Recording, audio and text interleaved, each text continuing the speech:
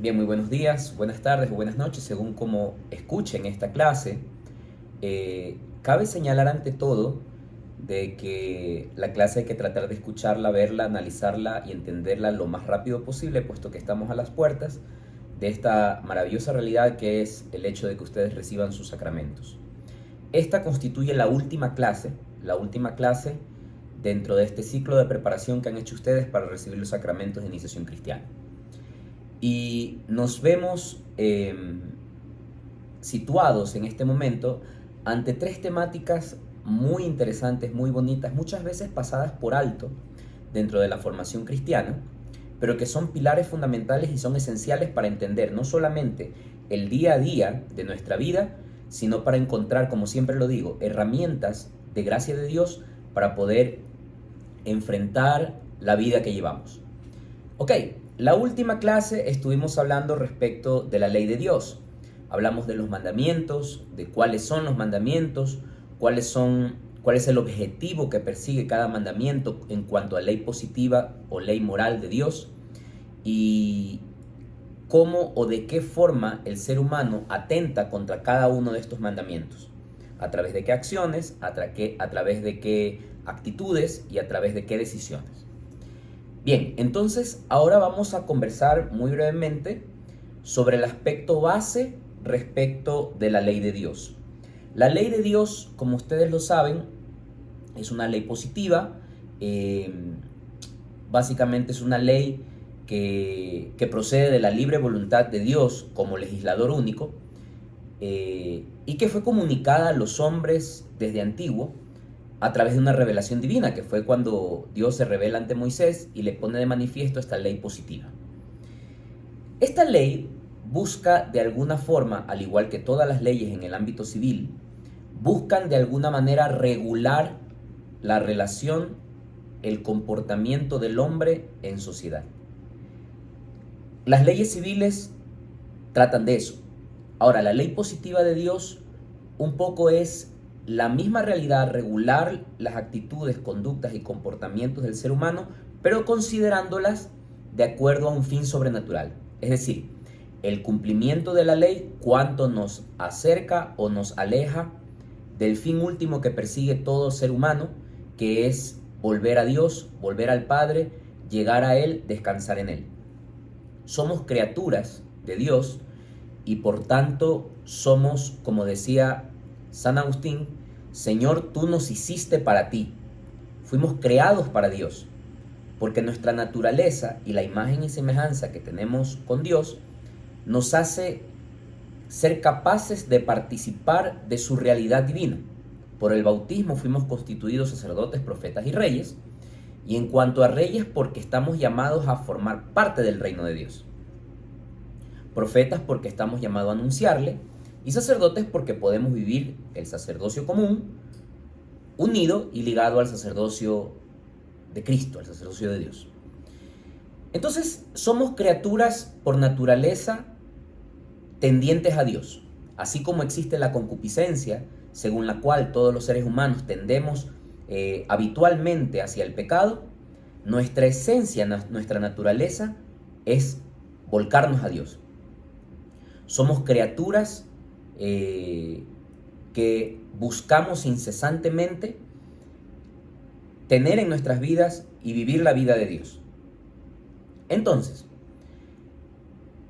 ¿por qué les digo esto? Porque entonces conviene ahora analizar sobre la base de que Dios legisla respecto de su ley positiva, porque a diferencia de las leyes humanas, las leyes civiles, que si bien es cierto, rigen una serie de normas y conductas respecto de ciertos actos que el humano, que el hombre realiza en sociedad, también la ley positiva rige en torno a determinados actos que el hombre ejecuta en su vida. Entonces, tenemos que hablar definitivamente de los actos humanos. ¿Cuáles son los actos humanos que la ley positiva de Dios rige, regula? Pues básicamente aquellos actos humanos que son cometidos por el hombre de manera libre y con voluntad. Entonces, se excluye de esta legislación, de esta rectoría o de esta regulación, se excluyen aquellos actos que son cometidos por el hombre sin conocimiento y sin libre voluntad.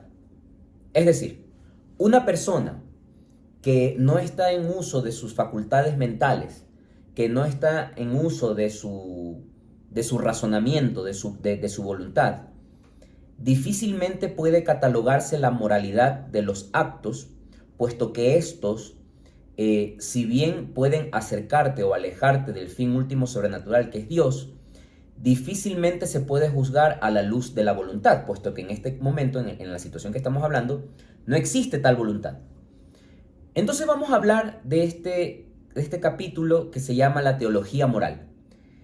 Como ustedes saben, teología es la ciencia filosófica, humana, divina, relacionada al comportamiento de Dios, hacia la realidad de Dios y cómo el hombre se relaciona con ello. Así como hay la teología sistemática, la teología mariana, hay también la teología moral. Entonces, intuitivamente podemos concluir que la teología moral la vamos a llamar como moral, simplemente, como aquella ciencia filosófica que estudia los actos humanos, pero no solamente como una ciencia que analiza los actos humanos como un simple tecnicismo, sino que analiza y estudia los actos humanos considerándolos en orden a su fin sobrenatural. Es decir, cada acción que yo cometo, cómo me acerca o me aleja de Dios. Eso estudia la teología moral. Entonces, por eso, antes de hablar de teología moral, hemos hablado de los mandamientos de la ley de Dios. Porque definitivamente, esta norma que regula el comportamiento del ser humano tiene que ser analizada con base en actos que son susceptibles de analizar o catalogar respecto de esta ley. Entonces tenemos que definir qué entendemos para nosotros como qué entendemos para nosotros como qué entendemos por acto humano, qué es un acto humano para nosotros. Entonces, según lo que hemos dicho, intuitivamente podemos concluir que los actos humanos son todos aquellos que proceden de la libre y deliberada voluntad del hombre. Es decir, yo en este momento estoy aquí sentado en esta habitación de hotel y yo quiero en este momento coger una botella de agua, ¿ya? Y tomar un sorbo de ella. Entonces, esta acción que estoy realizando, la estoy realizando de modo deliberado. Yo tengo la voluntad de realizarla. ¿Qué quiere decir esto? Que estamos hablando de todos los actos que se realizan con consentimiento pleno y libre voluntad. Es decir, yo conozco para qué sirve eso. Luego, voluntariamente y de manera libre, sin ser obligado por nadie, sin ser coercitivamente impulsado a hacerlo, cojo la botella y me tomo un sorbo de agua.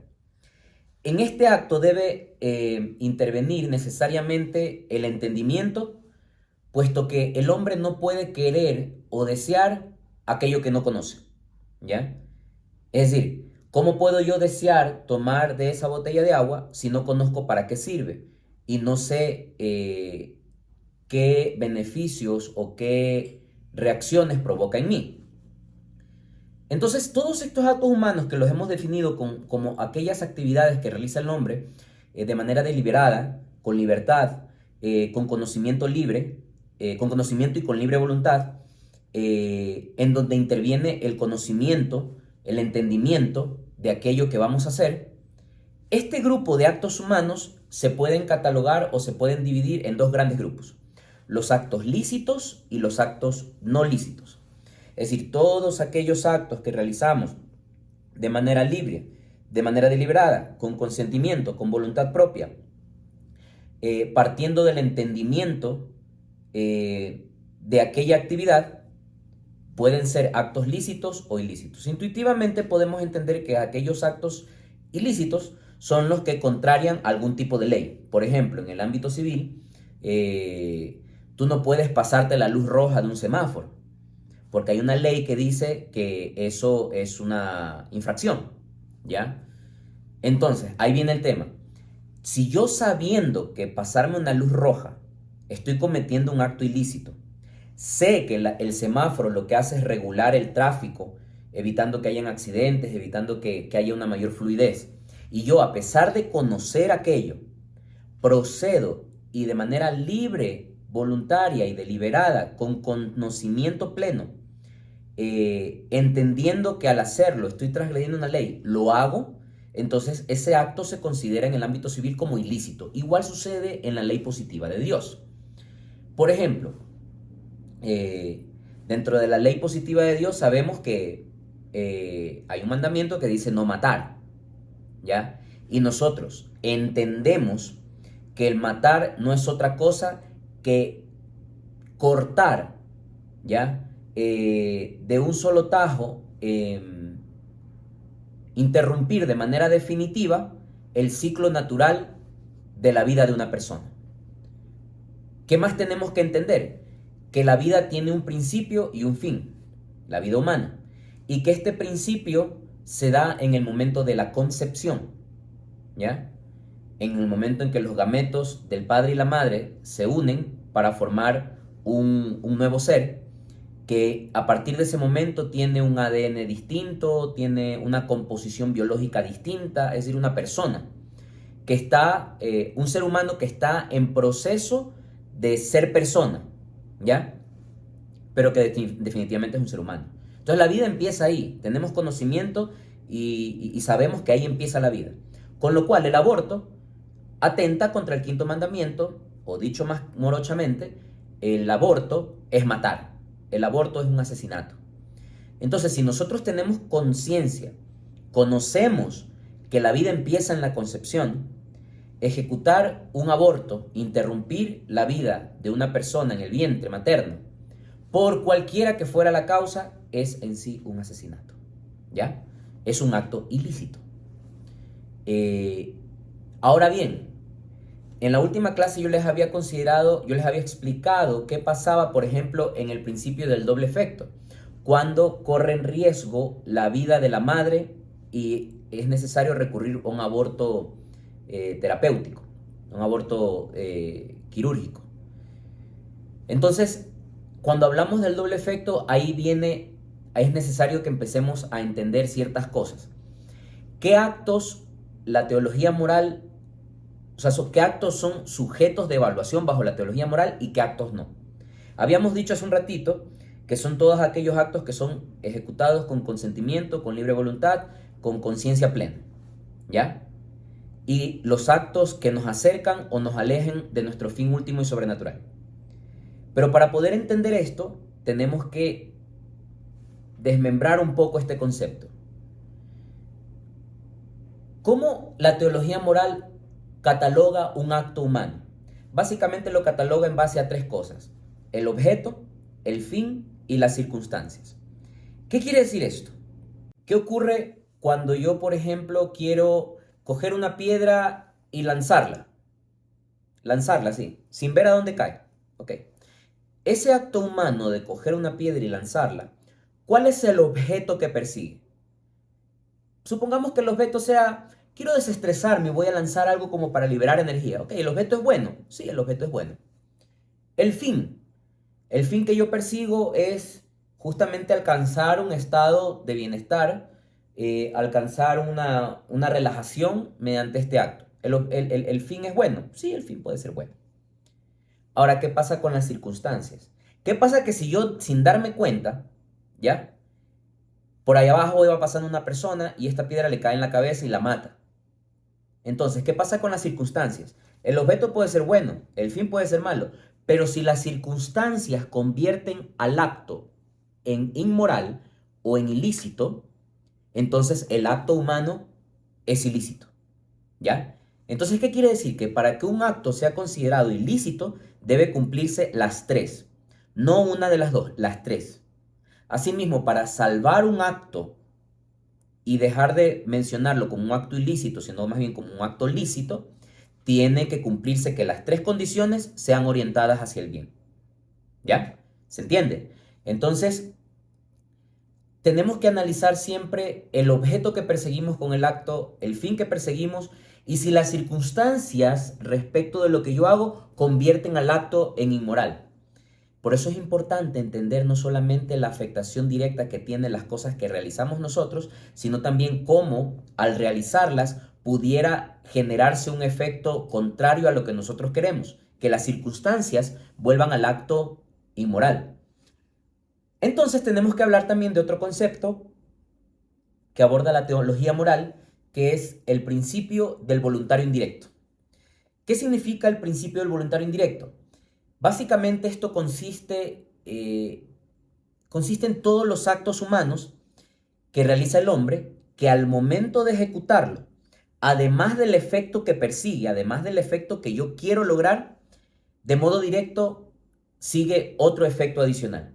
El ejemplo que les puse hace un ratito. El efecto que yo perseguí era relajarme, estar bien, lanzar una piedra y liberar energía. Sí, pero al matar a una persona hay un doble efecto y hay un efecto indirecto que hace que el acto que tú cometiste no sea lícito.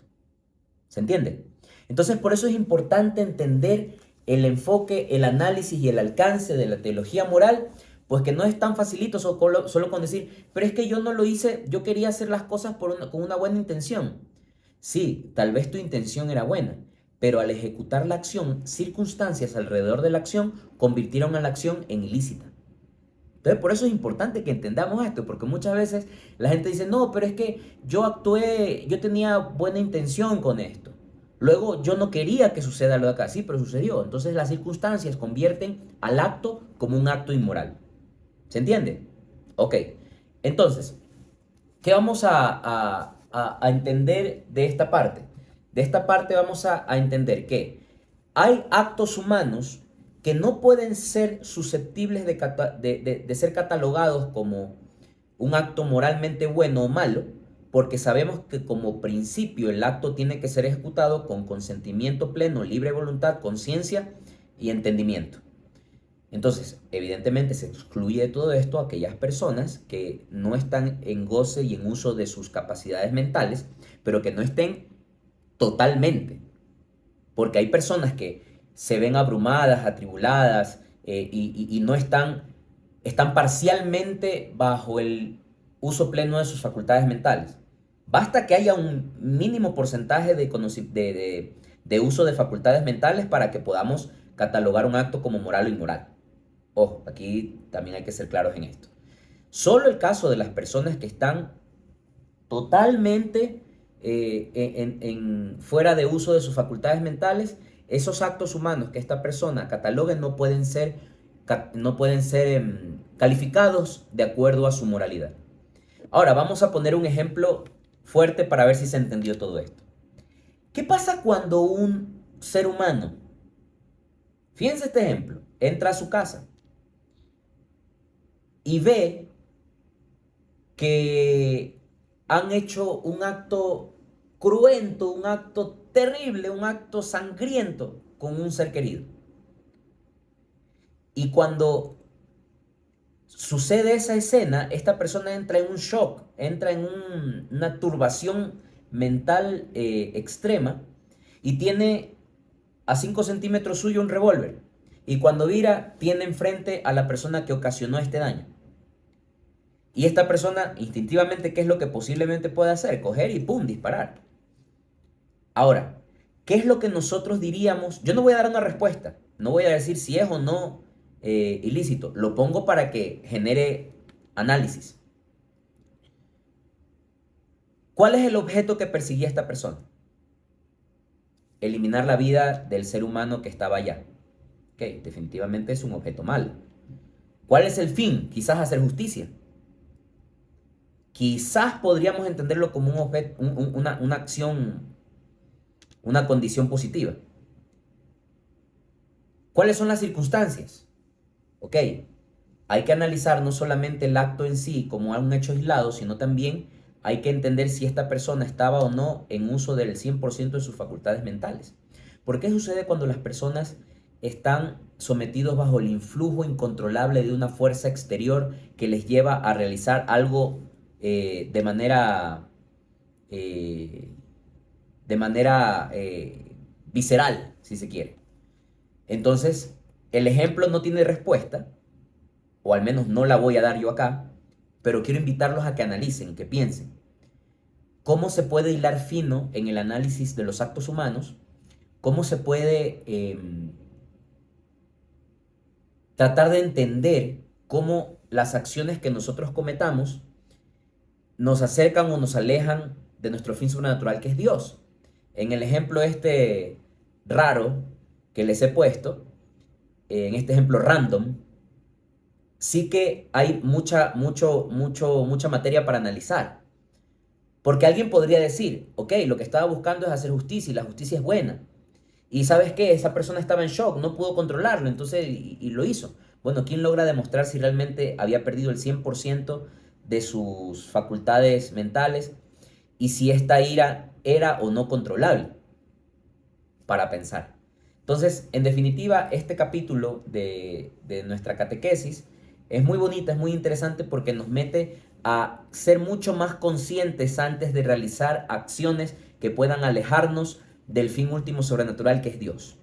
Entonces, como les dije en la última clase, ya ahorita que vamos aprendiendo, que vamos entendiendo, ya no podemos actuar simplemente como los animales, sin raciocinio alguno o simplemente dejarnos llevar por instinto. No, hay que entender que los actos humanos nos alejan o nos acercan de conseguir el fin último, que es Dios. Y que los actos humanos tienen que ser entendidos y analizados desde su naturaleza, desde las circunstancias y desde el fin y el objeto que la persona persigue al realizar este objeto, esta acción. Bien, entonces, superado este tema, vamos a hablar sobre algo que es muy interesante dentro de nuestro diario vivir. Muchos de nosotros hemos tenido experiencias con otras denominaciones, con otros credos religiosos o con otras posturas de vida en torno a la fe cristiana.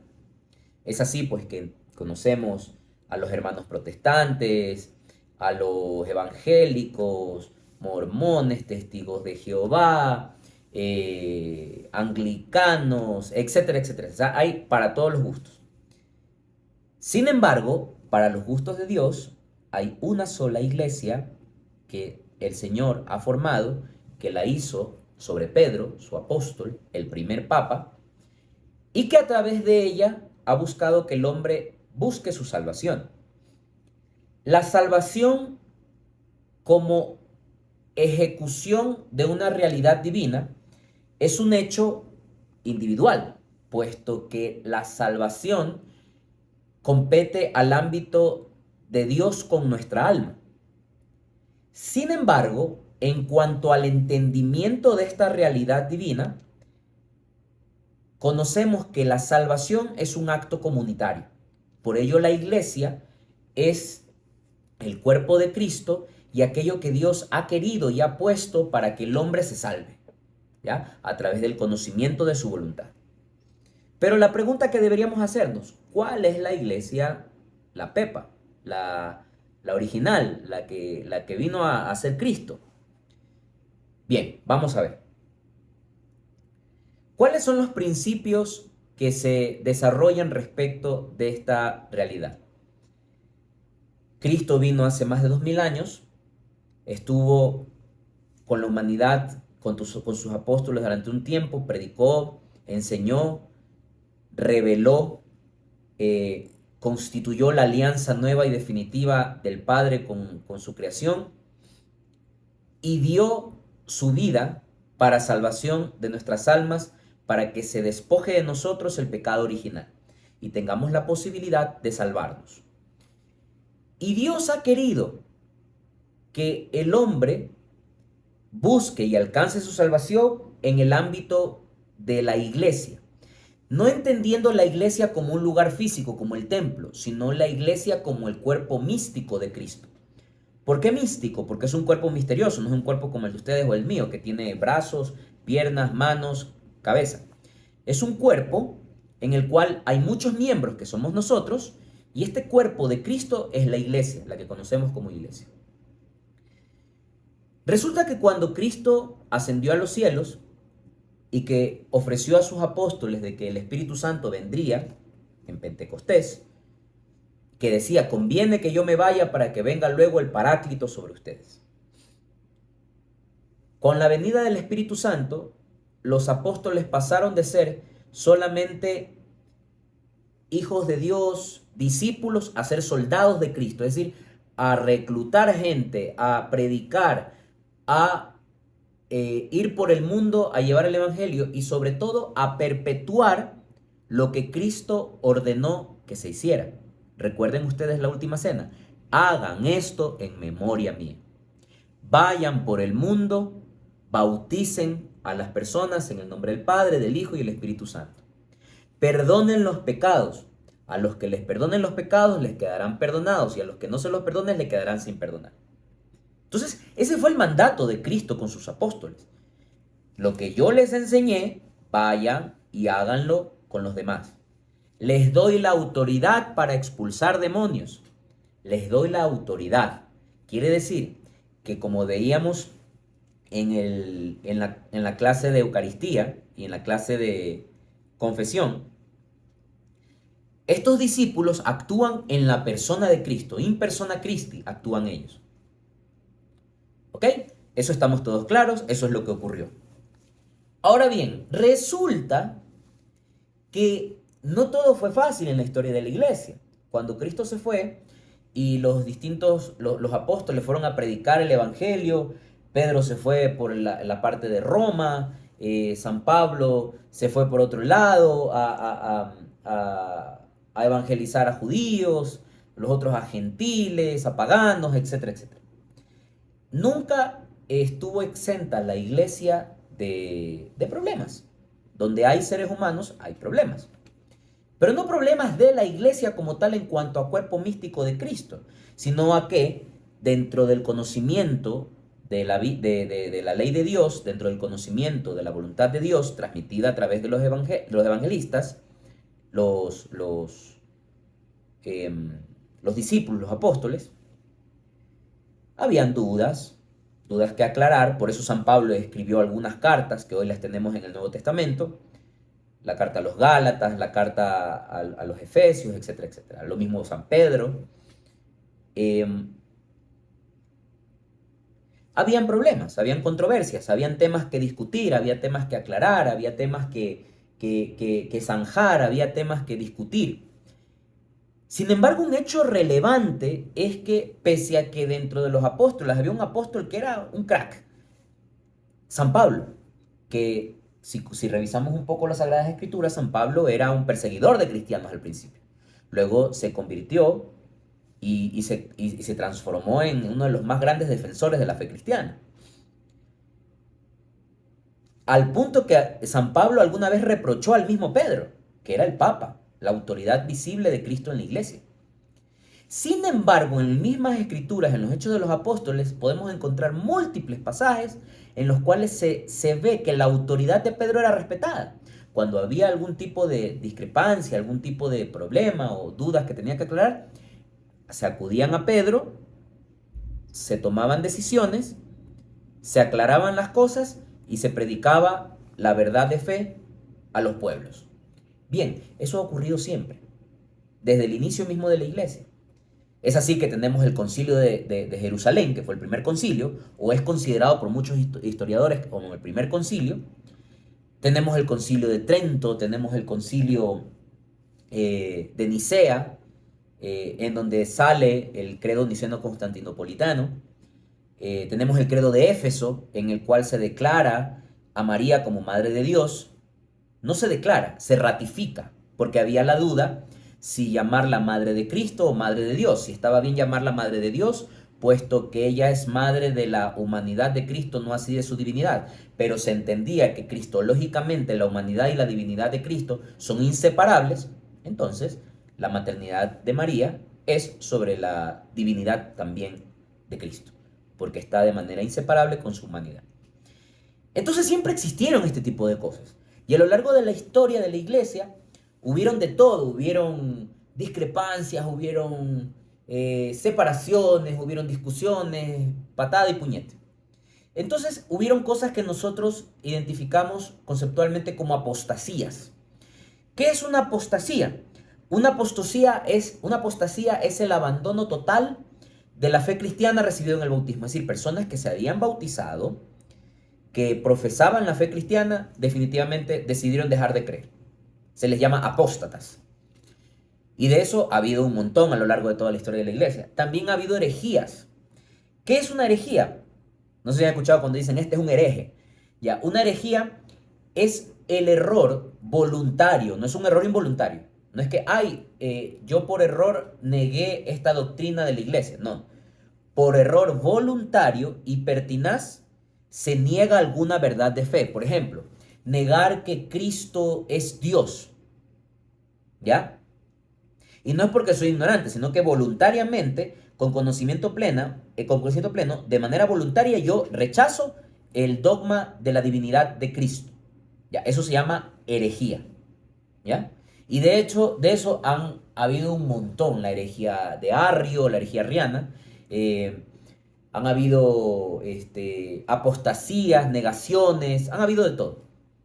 Sin embargo, aquí vamos a tener que recurrir más que a solamente a la fe, vamos a tener que recurrir a la historia. Resulta ser que a pesar de todos estos bonches, la iglesia siempre se mantuvo unida. Habían herejías aisladas, sí, tal persona es un hereje, listo, chao, se fue. Habían apostasías, sí, tal persona fue una apóstata, listo, chao. Pero no es sino hasta el siglo XV, es decir, año 1600 y pico, que aparece un personaje llamado Martín Lutero, sacerdote agustino, muy a mi pesar, que resulta que el señor Martín Lutero dice, ¿sabes qué?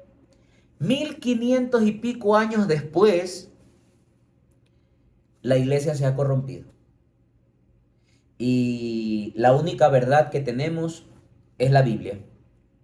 Se rechaza totalmente la tradición. Bajo el enfoque de la salvación, nos salvamos únicamente a través de la fe.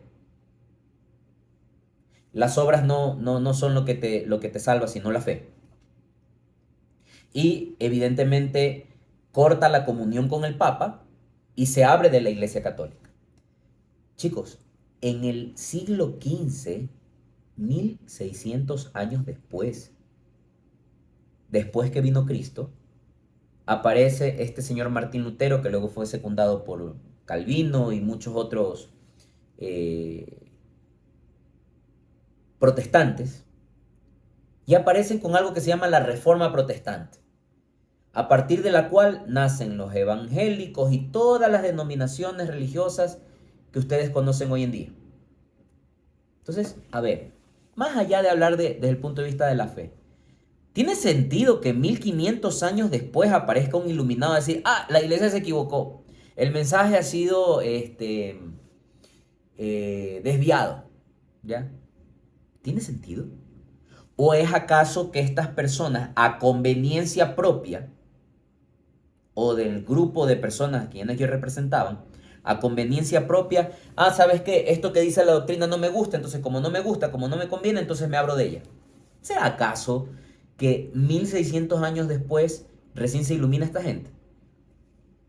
Entonces, la Reforma Protestante, a mi entender, esto es un criterio propio, yo no la veo tanto como una reforma protestante, sino como una revolución protestante. Porque lo que hizo fue generar algo que se llama cisma, que es división de una parte importante de la iglesia, el cisma luterano, que luego vinieron más cismas, el cisma anglicano, Enrique VIII, en la iglesia de Inglaterra, que cada uno tiene su naturaleza. Pero no quiero estancarme mucho en eso, sino entender el contexto apologético. ¿Qué es apologético? ¿Qué es apologética? Defensa de la fe cristiana. Me quiero centrar en el aspecto apologético de todo esto que estamos conversando. La fe verdadera es aquella fe que trajo Cristo hace más de 2000 años. Y para poder responder la pregunta de qué iglesia es aquella que conserva de manera perfecta esa fe, tenemos que identificar aquella iglesia que desde el día de hoy hacia el pasado llegue hasta Cristo. Y la única iglesia cristiana que llega desde nuestros días hacia Cristo es la Iglesia Católica Apostólica Romana. ¿Ya? Así, tan firme como se los estoy diciendo. No es que yo soy evangélico y nosotros tenemos la verdad. A ver, hijito, tu verdad vino acá al mundo recién en los años 1600. ¿Qué pasó 1600 años atrás? Estaban dormidos. Como muchos protestantes apelan al silencio de Dios, o sea que no hubo revelación durante todo ese tiempo, no hubo esa comunión de Dios con su pueblo, con su iglesia. No tiene sentido. Estamos apelando al silencio de Dios durante 1500 años. ¿Ya? Segundo, ¿qué dijo Jesús? Hagan esto en memoria mía. Esto es mi cuerpo. Esto es mi sangre. No dijo esto significa mi cuerpo, esto representa mi cuerpo, esto se parece a mi sangre, es un mero simbolismo. No, dijo esto es. Pregúntenles a los evangélicos si tienen la Eucaristía. Algunos grupos protestantes conciben la Eucaristía como un mandato de Cristo, como algo maravilloso, pero todos coinciden en algo. Lo ven como un mero aspecto simbólico. Y la Eucaristía no es simbólica. La Eucaristía es el hecho según el cual Dios se hace presente en las especies del pan y el vino, con todo su cuerpo, su sangre, su alma, su divinidad, de manera real, presente, completa, íntegra y limitada en el tiempo, y se actualiza en cada sacrificio eucarístico en la Santa Misa. Punto. ¿Tienen esto las iglesias evangélicas? No. ¿Tienen esto los testigos de Jehová? Eso no tienen nada. ¿Tienen esto los mormones? Ellos están más perdidos que los Restrepo. Entonces, mucho cuidado. Hay que defender la fe cristiana. Hay que defender la fe cristiana.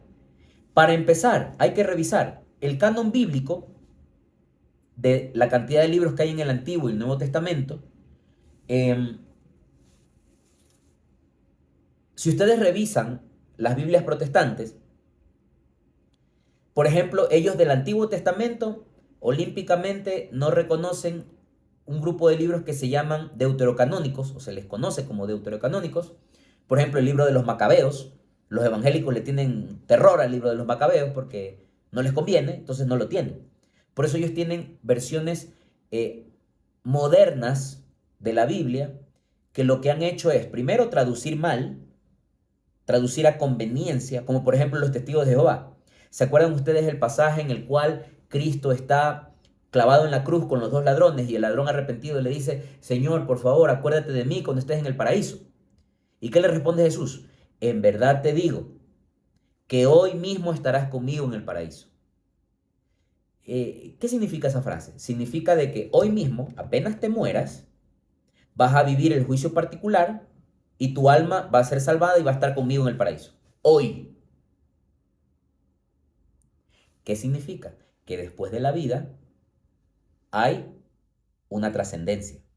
No es que tenemos que esperar a la venida de Jesús en la parucía, la segunda venida de Cristo, para recién ver qué va a pasar con nosotros. No, nuestra alma se desprende del cuerpo después de nuestra muerte, inmediatamente pasamos a gozar, sea del cielo, del purgatorio o del infierno. Vinieron nuestro amigo Charles Taze Russell y luego Joseph Rutherford, que fueron los fundadores de los Testigos de Jehová, allá por los 1800 y pico. Y resulta ser que traducen mal, tienen una versión interlineal griega fatal de la Biblia, y ellos traducen este mismo pasaje, lo ponen así.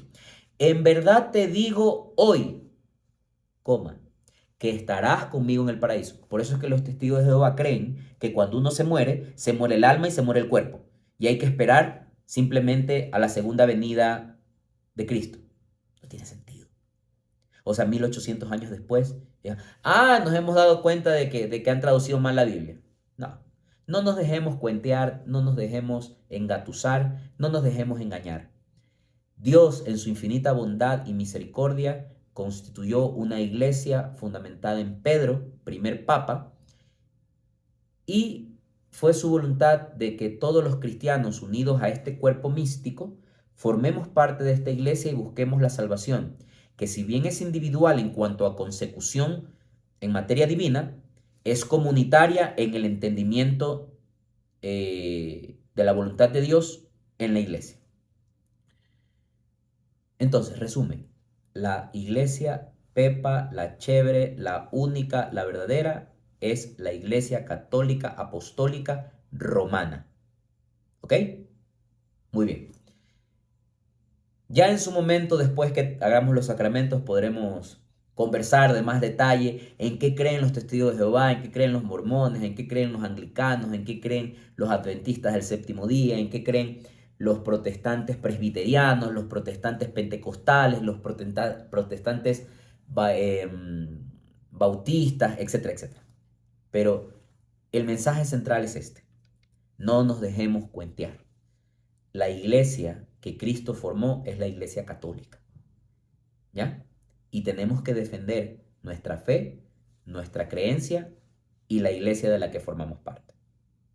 Bien, pasamos a otro tema que también estaba pendiente que lo veamos, y es muy breve, pero muy interesante. Muchos de ustedes alguna vez me preguntaban en la clase, oye, ¿cómo es este tema del demonio? ¿Cómo se manifiesta? Y todas estas cosas. Pues bien, hay una ciencia dentro del estudio teológico que se llama la demoniología, que estudia la demoniología, todas las realidades, todo el aspecto y el conocimiento alrededor de la existencia de este ser. Mejor dicho, la existencia de la ausencia de Dios. Siempre me rehúso a hablar de mal, porque el mal no es una creación, el mal simplemente es la ausencia o complemento de Dios. Complemento no entendiéndose como complemento, como tú me complementas, sino todo lo que está fuera de. ¿Qué es un demonio? Básicamente un demonio es un ser espiritual de naturaleza angélica. Hay que entender que los demonios son ángeles, son criaturas, son seres creados al igual que nosotros, de dignidad superior, pero son criaturas, no son divinos, ¿ya? Son seres angélicos que han sido condenados eternamente por una revelación con B labial, por una rebelión de estos seres ante Dios, que queriendo ser como Dios, no dieron a Dios la gloria que éste merece. No tienen cuerpo porque no son personas como nosotros, son seres angélicos. No existe en su ser ningún tipo de materia sutil, porque ellos, al ser de condición superior a nosotros, no están tampoco supeditados a la materia. No tienen tiempo ni espacio. Se trata de una existencia de carácter íntegramente espiritual, ¿ya? ¿Existe? Sí. ¿Existe el demonio? Sí. ¿Existe las obras del mal a través del demonio? Sí. ¿El demonio se manifiesta? Sí. Pero como les decía el otro día a uno de ustedes en la clase que estábamos compartiendo, ¿el demonio tiene poder? Sí. ¿Más que nosotros? Sí. Con lo cual, con el diablo no se juega. O sea, no hay que... Esto no es chiste, no hay que meterse en tonterías como que vamos a jugar la ouija ni nada de esas cosas. No se juega con el diablo. Sin embargo, pese a que el diablo tiene mayor poder que nosotros, tiene menor poder que Dios. En todo caso, al diablo no hay que tenerle miedo, ¿ya? No hay que meterse en cosas raras, pero no hay que tenerle miedo. ¿Cómo se manifiesta el demonio en nuestra vida? Se manifiesta de diversas formas. No todo lo que ocurre con la presencia del demonio en las personas puede ser considerado como una posesión. Ya vamos a ver lo que significa posesión. Hay posesiones, hay infestaciones, hay influencias demoníacas y no todo es igual. Así como no todos los demonios son iguales. No es lo mismo la posesión a través de un demonio fuerte que a través de un demonio no tan fuerte. Pero ciertamente todas estas realidades tienen algo en común, y es que el demonio entra donde se le abre la puerta, porque el demonio carece de muchas eh, habilidades o potencialidades que nosotros a veces creemos que lo tiene. Por ejemplo, el demonio puede eh, hacer que tú cometas un acto malo. Sí, pero no porque el demonio conozca tu pensamiento, no porque el demonio sea capaz de leerte la mente. El demonio no tiene esa capacidad, el demonio no puede leer la mente. El demonio hace algo que se llama conjeturar. Tú comienzas a tener un pensamiento y le das y le das y le das. Y el diablo que está pendiente empieza a conjeturar, es decir, comienza, a este lo veo medio flojón, a este lo veo que quiere esto, a ver, entonces, y te comienza a poner tentaciones, te comienza a poner trampitas. Son trampitas en las que tú caes y luego dices, no, es que el demonio es el que me tentó. No, no, no, no. El demonio conjetura. El demonio lo que hace es ir poniéndote cosas para que tú vayas cayendo poco a poco. Pero, repito, el demonio no entra donde no se le abre la puerta. Entonces, ¿qué es una posesión? Una posesión es un fenómeno por el cual un espíritu maligno reside en el cuerpo de una persona, de determinada persona, no de manera permanente, puede ser en momentos, puede ser durante un periodo de tiempo, puede hablar y moverse a través de ese cuerpo y sin que la persona pueda evitarlo, ¿no? El espíritu maligno no entra al alma, ojo, porque repito, el demonio no tiene esa capacidad. El demonio entra al cuerpo, no al alma, ¿ya? En toda circunstancia según la cual el demonio puede poseer a una persona, lo hace en su parte corpórea. Eh,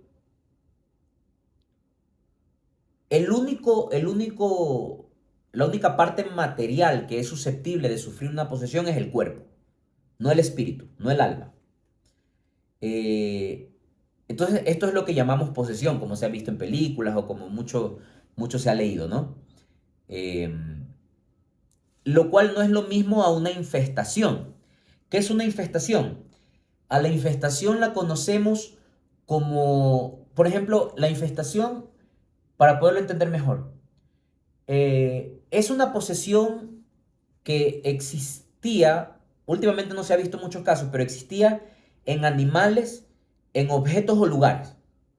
Es un fenómeno medio común, particularmente siglos atrás, eh, en la que el diablo toma control, poder, posesión de objetos, objetos que se mueven, cosas que comienzan a tener un comportamiento extraño. Ya les digo, en animales no es tan habitual, ha pasado, pero no es tan habitual. Entonces se llama infestación, que no es una posesión, porque no entra al cuerpo de la persona, sino que se manifiesta de manera física, corpórea, a través de fenómenos, movimientos y cosas así. Y también tenemos que identificar algo que se llama la influencia demoníaca, que básicamente es un fenómeno según el cual el demonio ejerce determinada influencia sobre el cuerpo o la mente de una persona, pero sin llegar a poseerla. Esto ocurre, por ejemplo, en gente que siente, apartándonos de la esquizofrenia, ¿no? Que es un efecto psiquiátrico, pero que comienza a escuchar voces y cosas y perturbaciones. Esa se llama influencia demoníaca. Esto es algo que creo yo, es una teoría que tengo yo, tendría que probarla científicamente. Yo creo que detrás de la mayoría de trastornos depresivos crónicos severos, aparte de la cuestión de la falta de segregación de serotonina, de no sé qué, que no sé cuánto, y toda la cuestión neuronal, yo también creo que detrás de muchos trastornos psiquiátricos hay influencia demoníaca. No posesión, influencia demoníaca. Particularmente en aquellos en los que se dan casos de suicidio, de personas que se autoflagelan. Yo soy un fiel creyente de que ahí hay mucha conjetura del demonio, ¿ya? Pero bueno, es una teoría que tengo que probarla, ¿no? Pero en todo caso, siempre es bueno actuar racionalmente ante temas de depresión o temas de perturbaciones, actuar de conformidad a la ciencia, pero también sin dejar a un lado la parte espiritual. Yo lo recomiendo siempre. No dejemos a un lado la parte espiritual, el entendimiento de que como así como existe Dios, existe el demonio. Y el demonio es feliz si tú le abres la puerta. Y asimismo, el demonio se come 10 tarrinas de lo que ustedes y yo sabemos cuando nosotros obramos cosas como rezar el rosario, como mantener una vida de oración. Repito, el diablo entra cuando se le abre la puerta. Cuando no se le abre la puerta, el diablo no entra. Puede tocar la puerta, te puede molestar, te puede estar perturbando, puede estar ejerciendo una influencia fuerte. Pero si tú no le abres la puerta, no entra. No entra. Entonces, bien, espero no haya inquietudes. Repito, en lo posterior podremos desarrollar más y más cosas al respecto.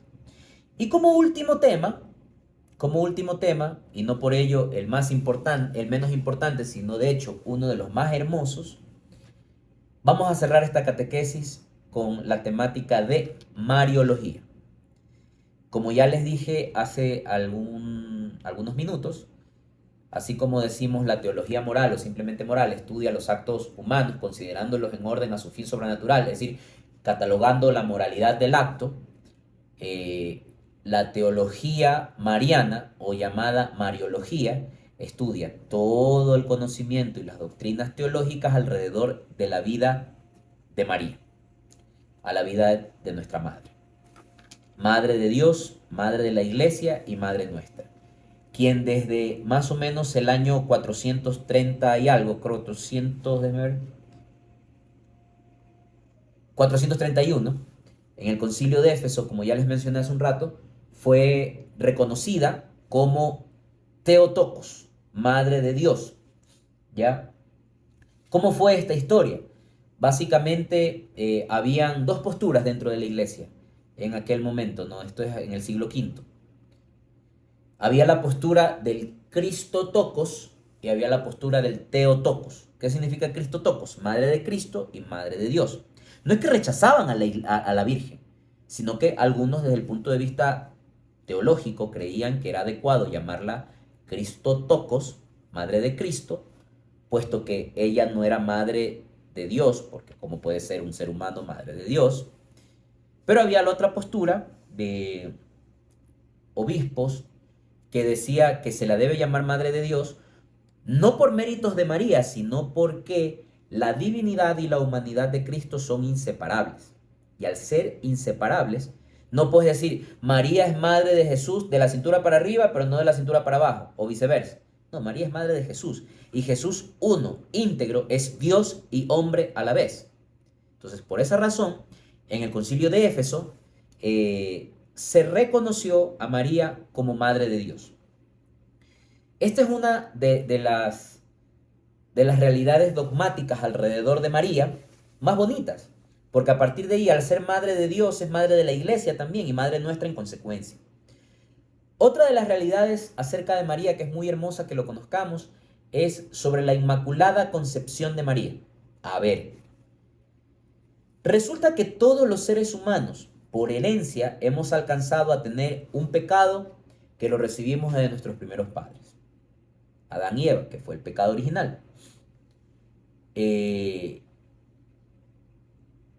Sin embargo, María, la llamada en las Sagradas Escrituras, la llena de gracia. ¿Qué significa la llena de gracia? Significa de que si esta botella está llena de gracia es que está hasta acá, al tope, no le entra una gota más, o sea, una gotita más y se derrama. ¿Sí? Llena de gracia. Esto no es una persona que tiene gracia ante Dios, una persona buena, no, la llena de gracia, gracia plena. La plenitud de la gracia en María, ¿qué contempla? ¿Qué contempla y qué significa que sea llena de gracia? Significa que no habita en ella perversión alguna, no habita en ella ausencia de gracia alguna, porque está llena de gracia.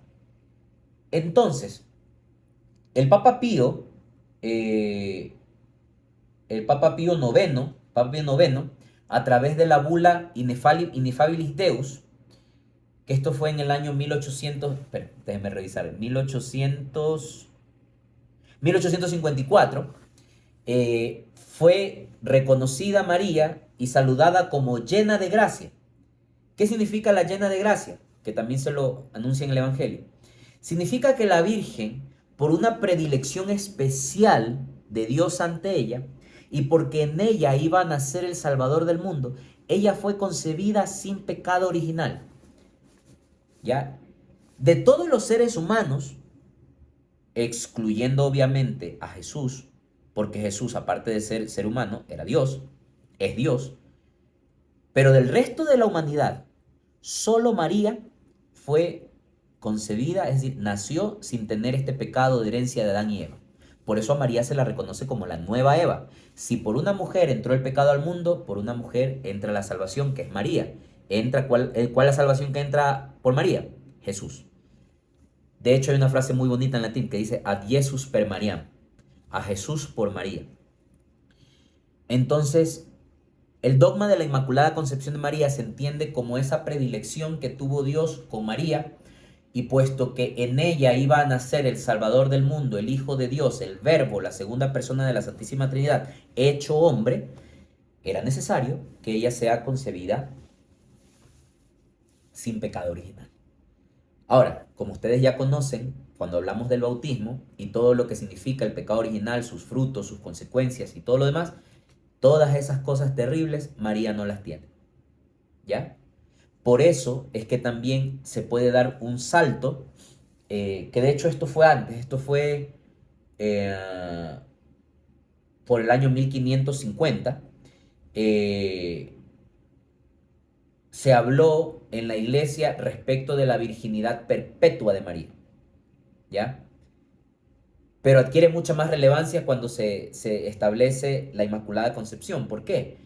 Porque al María estar preservada del pecado original, no tenía que estar sometida a las condiciones propias del pecado original en las personas, ¿ya? De hecho, parte de aquellas consecuencias del pecado original, que es fruto de la desobediencia de nuestros primeros padres, es el parto con dolor en la mujer. Y por eso es que el parto de María fue un parto natural, normal, sin mayor complicaciones, sin mayor dolor. Y por ello es que la concepción virginal de María hace necesaria también un parto y una conservación virginal de María. Alguien podría decir, oye, pero si María después del parto ya no quedaba virgen por las propias roturas de los tejidos ocasionadas al momento del parto, ¿pasaba algo? No, no pasaba nada. Pero es que no es un tema de que lo que nos guste a nosotros o no. Es lo que conviene y es necesario a efectos del rol de María dentro de la economía de la salvación. Tan importante es María, que María es quien mete cizaña y ocasiona de que Jesús adelante su manifestación pública a través de los milagros. Recuerden ustedes el milagro de las bodas de Caná. Jesús no estaba dentro de su hoja de ruta en ese momento. María es la que le dice, oye, pila, se les acabó el vino. Y Jesús le responde, oye, ¿cómo? No ha llegado mi hora todavía, espérate. Y María, como toda madre, así que hagan lo que Él les diga. Yo no sé, yo ya hablé. Y Jesús, en efecto, pues, se dejó cautivar y complació a su mamá. Complació a su mamá. Cedió ante el pedido de su madre. ¿Ya? Entonces, además de la Inmaculada Concepción de María, entendemos nosotros desde el año 1550 que oficialmente en la Iglesia Católica a María se la reconoce como virgen antes, durante y después del parto. No comamos cuento del punto de vista apologético. También muchos de nuestros hermanos protestantes dicen, no, es que María tuvo más hijos. Nunca en ninguna parte de la Biblia se habla de que María tuvo más hijos. Se habla de los hermanos de Jesús, que es distinto. Y si revisamos la versión interlineal griego, que es la Biblia en griego, porque el Nuevo Testamento fue escrito en griego, el término hermano hace referencia a próximo pariente. Es decir, no hace referencia al hermano sanguíneo, sino puede ser primo, la gente que habitualmente estaba con ellos. Es como nosotros en las iglesias nos llamamos hermanos, pues no somos hermanos paridos por la misma mujer, somos hermanos en la fe. Entonces, en ninguna parte de la Biblia habla de los hijos de María, sino de los hermanos de Jesús. ¿Ok? Entonces, mis queridos amigos, hemos llegado al fin de esta catequesis. Ha sido un inmenso placer para mí acompañarlos de manera parte presencial, parte virtual, por las múltiples cosas que se han venido dando, inclemencias del clima, dificultad en el tiempo para todos nosotros, pero Dios en su infinita bondad y misericordia ha querido que tengamos este compartir y que tengamos estos momentos, incluso utilizando la tecnología a través de las plataformas virtuales. No me queda más que agradecerles por esta decisión valiente que han tomado de recibir a Cristo en la comunión, en el bautismo y recibir al Espíritu Santo en la confirmación. Créanme que desde hoy empieza una batalla muy linda, porque no es que ya recibir los sacramentos y chao, no. Desde hoy empieza la verdadera pelea en la fe. Los felicito de todo corazón. Ojalá que todos, de acuerdo al desempeño que han tenido en este curso, terminen muy bien y reciban sus sacramentos. A mí me alegra mucho ser un pequeño e insignificante instrumento dentro de esta preparación, pero me llena el corazón ver que a través de este compartir, de estas conversaciones, se puede llegar a conocer, a entender, a amar y a vivir un poco más y mejor a Dios. Que el Señor les bendiga y que la recepción de los sacramentos de iniciación cristiana sean realmente el principio de una vida maravillosa, contemplativa, de cara a Dios. ¿Sí? Que pasen muy bien, por favor vean todas las clases y prepárense que se viene una pequeña prueba de conocimientos. Un fuerte abrazo.